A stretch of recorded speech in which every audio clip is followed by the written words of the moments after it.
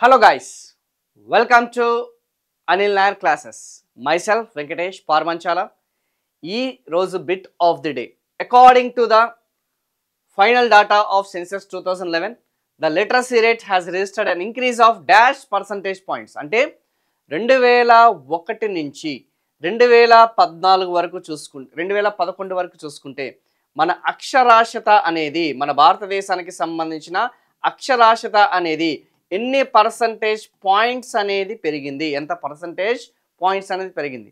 So మనందరికీ తెలిసిందే మన యొక్క భారతదేశానికి సంబంధించిన లిటరసీ రేట్ వచ్చేసి ఇట్ ఈజ్ అరౌండ్ 3/4, ఆల్మోస్ట్ 74% ఉంది. సో ఈ 74% అనేది గతంతో పోలిస్తే ఎంత శాతం అనేది పెరుగుదల నమోదైంది? Please try to answer this question. Yes, the right answer వచ్చేసి 9.21%. అంటే గతంతోని పోలిస్తే 9.21% అనేది యాడ్ చేస్తే మనకి 74% అనేది రావడం జరిగింది. అంటే ఏమని అర్థము? గతంలో ఇట్ ఈజ్ అరౌండ్ 65%. సో 2001లో చూసుకుంటే 2001లో చూసుకుంటే మన యొక్క లిటరసీ రేట్ వచ్చేసి 65% అన్న సంగతి గుర్తుపెట్టుకోండి. అట్ ప్రజెంట్ వచ్చేసి 74% అన్న సంగతి గుర్తుపెట్టుకోండి. According to the latest 2011 population census. For more videos, for lengthy videos, so please మన యొక్క అనిల్ నాయర్ క్లాసెస్కి సంబంధించిన యూట్యూబ్ ఛానల్ని మీరు సబ్స్క్రైబ్ చేయండి.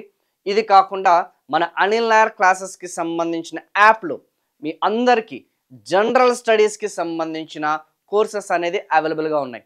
సో మీరు central government examinations or respective state government examinations prepare అవ్వాలి అనుకుంటే అటు తెలుగు మీడియం అయినా సరే, ఇంగ్లీష్ మీడియం అయినా సరే, రాబోయే ఎస్ఎస్సి, ఆర్ఆర్బి, ఎస్ఐపిసి, కానిస్టేబుల్ ఏ ఎగ్జామినేషన్కైనా సరే టాప్ ఫ్యాకల్టీస్తోని along with the test series that affordable ప్రైజెస్లో మన యొక్క కోర్సెస్ అనేది అవైలబుల్గా ఉండడం జరిగింది. So for more content please like, comment, share and subscribe our channel. Thank you so much.